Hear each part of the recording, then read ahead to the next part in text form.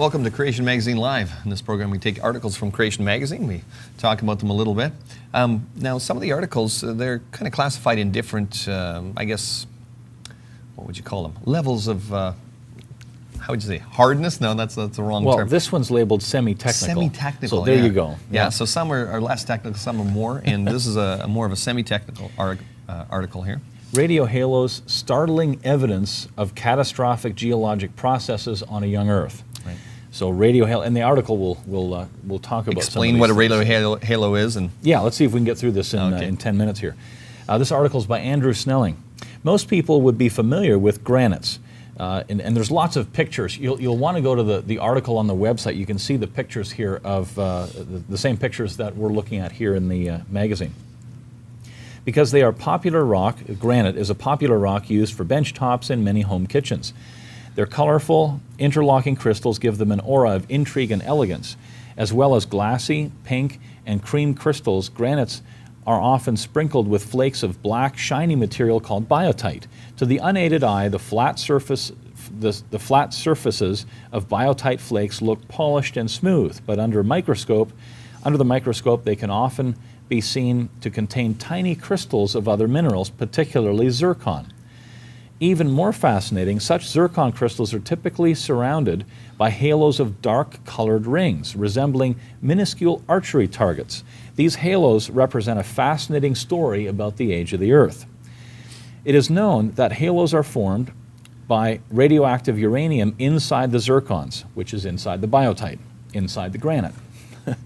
The radioactivity damages the biotite and changes its color. You can see that in Figure 2. That's why the spherical halos are called radiohalos, short for radioactive halos, and their centers are called radiocenters. Furthermore, there is a simple reason why uranium halos have many rings. It's that uranium decays in a series of steps, 8 of which produce rings. That's in Figures 3 and 4. You can see that. At today's measured rates of radioactive decay, it has been estimated that uranium would have to decay for 100 million years to produce the uranium halos. That is, at today's decay rates. Alongside the uranium halos within the granites, there's powerful evidence that uranium once decayed much faster during a global geological catastrophe. Let's see the evidence. Right. Polonium radiohalos. The last 3 rings of a uranium halo are produced by an element called polonium. Marie Curie, her husband Pierre, discovered it in 1898 and named it after her homeland of Poland, polonium. One of the important features of radioactive polonium is that it decays rapidly and thus is rarely found in nature. However, it is continuously generated when uranium decays.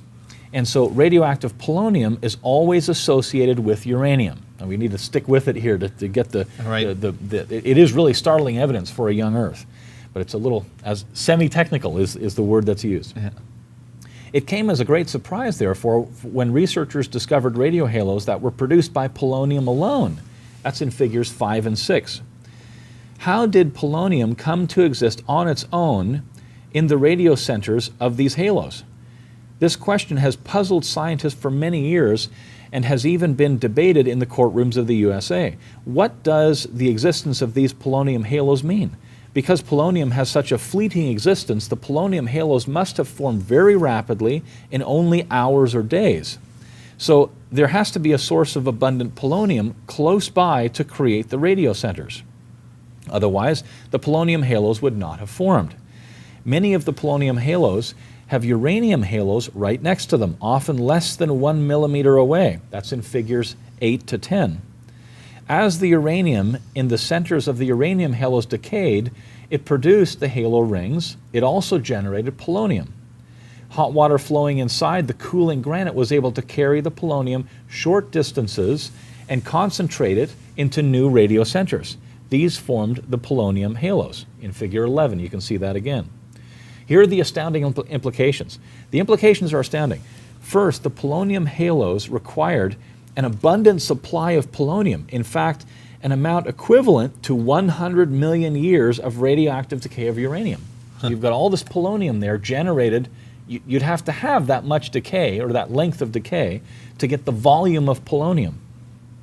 Now, at today's rates, 100 million years at Right. today's rates. However, all of this polonium had to be available quickly before it could decay away. That is, it had to all concentrate within hours or a few days at most.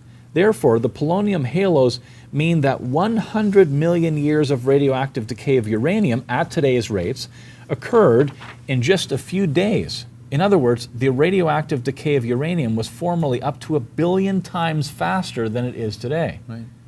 That's the startling evidence. Polonium halos on their own, it's evidence of accelerated nuclear decay in the Right. past, perhaps at the time of Noah's flood. Because creationists have often pointed out the discrepancies in these dating methods that are commonly used, right? Radioisotope dating methods and things. And they've said, well, look, these are discordant dates. You can take rock from the same area, one piece of it, break it up into several parts, date it using the same method and get different dates. Or take a couple of different types of methods, date the same rock and get different dates. Yes, those are related problems, but what this article really deals with is, why are all of the discordant dates so old? Right. Millions and even into the billions of years. That's right. And that's been a criticism of creationist criticisms of evolution. Yes. We're just pointing out that there's problems with these things, and they're saying, yeah, but you don't have a solution. Well, now we say, no. There must have been an accelerated period of decay for radioisotopes in the past. That would be a solution. Creationists have thought about that a long time ago, Right. but there is now actual science to back up Exactly. that solution to radioactive dating, Right. giving these discordant millions and billions of years Right. dates. Second, if uranium decayed at such a super fast rate, the other radioactive elements decayed much faster too.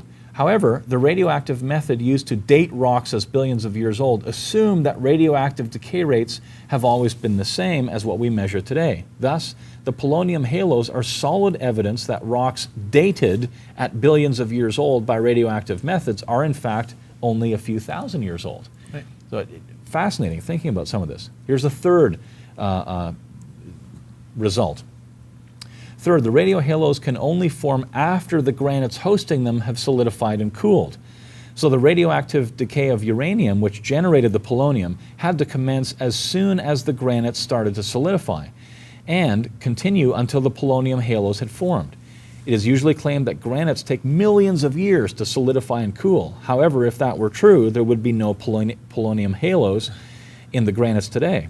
In such a long time, all the uranium and polonium would have decayed away. Therefore, polonium halos mean that granite solidified and cooled in just 6 to 10 days. Right. Amazing. Overturning another common, what was once held to be very common. Granite takes a long time to form. Yes, and there's a number of other things here. Uranium and polonium radiohalos thus have provided startling evidence of catastrophic geological processes on a young Earth. During the year-long flood, about 4,500 years ago, sediments were eroded and deposited catastrophically on a global scale. The catastrophe buried vast graveyards of plants and animals producing fossil-bearing rock layers all over the Earth. Rapid earth movements pushed up mountains and formed granite bodies quickly. Inside these granites, super-fast radioactive decay generated uranium and polonium radiohalos. And the article goes on from there. It's just amazing that, for so long, this idea of radioisotope dating has been used by evolutionists to suggest, well, here's scientific evidence for the great age of the Earth. And yet now there's scientific evidence that there's huge problems with radioisotope dating. Right. You know what? It's a great time to be a Christian.